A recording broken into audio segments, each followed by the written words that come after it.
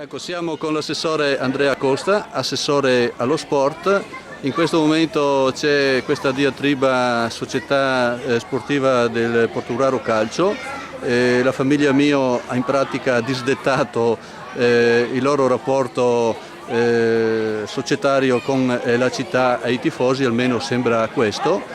Qual è l'opinione del comune che si è dato molto da fare per creare le condizioni ottimali?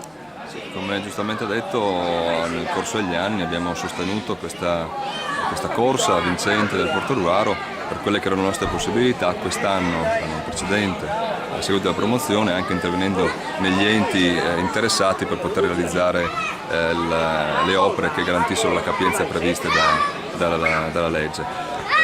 Guardiamo chiaramente con la speranza che possa continuare questa realtà, questo importante sodalizio calcistico che negli anni ha dato soddisfazione e soprattutto ha veicolato l'immagine di Portogruaro in Italia, non solamente a livello regionale o interregionale. Lei avrà letto i giornali su quanto è successo, era anche presente durante la partita, ma probabilmente non avrà assistito all'episodio.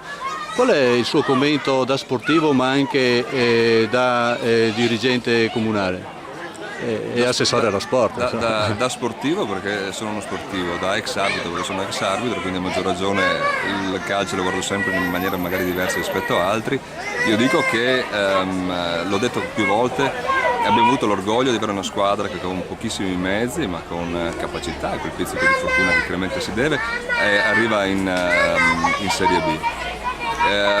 Arriva in Serie B non lottando e facendo danni per arrivarci, come magari capita per momenti di nervosismo, ma vincendo addirittura la Coppa Disciplina. Questo a indicare di un clima estremamente sereno, non solo nell'ambiente, nello spogliatoio, ma anche nella città. Quello che è successo domenica, di cui ho poche notizie o intravisto, credo che sia un momento attribuibile al fatto che forse non si realizza il grande miracolo che è successo l'anno scorso e non si gode pienamente di quello che è successo l'anno scorso. Una città come Portogruaro non è una società della Serie B, qualcuno è riuscito a portarla, credo che bisogna essere riconoscenti a chi ha fatto questo grande sforzo e credo che bisogna essere contenti come sportivi di aver avuto la possibilità di vivere una stagione in maniera molto decorosa, fra l'altro in Serie B. Quest'anno chiaramente ci sono tutte le difficoltà di una società che deve ricalibrarsi, bisogna avere pazienza e soprattutto bisogna anche avere il buon senso di vivere il calcio come uno sport e non assolutamente come un momento di sfogo personale, perché questo non porta buon pro a nessuno. Abbiamo sfiorato comunque la permanenza in Serie B. Forse, e qua l'insegnamento che dovrebbe fare lo sport, bisogna accettare la sconfitta e anche i propri limiti. Forse è questo che non si è riusciti a far capire agli ultras che chiaramente hanno la passione del calcio nel sangue, ma anche forse la cittadinanza l'ha capito, è un po' più distaccata ma segue, anche se non in tribuna. La città di Portogruaro è sempre stata presente, sappiamo che non ha come si può dire, la vitalità di altri pubblici, per fortuna io aggiungo, dove ci sono fumogeni, bandiere che sventolano a riempire 5-6 mila posti, magari però anche con i problemi connessi a questo. Io mi ricordo e credo che questa sia l'immagine che deve restare, che nell'ultima partita assolutamente insignificante per la classifica c'erano più di 1000 persone ad applaudire perché l'unico scopo era questo, quel gruppo di giocatori che comunque ha fatto vivere un'esperienza bella e che poteva concludersi anche in maniera meritoria, in maniera diversa con la permanenza in Serie B, con un centinaio di bambini aggrappati alle reti a aspettare i propri beniamini per dirgli comunque grazie. Io credo che grazie ha fatto, poi ci sono riflessioni che chiaramente la società starà facendo rispetto a un percorso che non si è riusciti a realizzare fino alla fine, ma io credo che sono tutti sconfortati, pubblico e dirigenti, ma questo non vuol dire non riconoscere i grandi meriti, ma avere anche la grande soddisfazione per quello che è successo a Portogruaro e saper cogliere quello che è successo. Va dato atto alla famiglia Mio del grande sforzo anche economico che ha fatto. Concludiamo con una piccola nota pepatina. È stata un'opera inutile fare quegli spalti e col senno del poi o va bene così?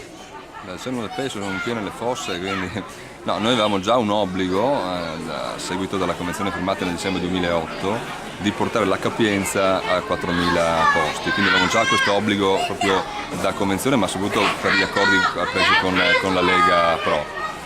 abbiamo fatto di tutto per poter vedere se era possibile, visto le aspettative anche di pubblico, ma se si voleva giocare a Portogruaro quella era la logica. Ripeto, è stato un avvenimento storico che sarebbe stato sciocco non cercare di dargli un proseguio a Portogruaro.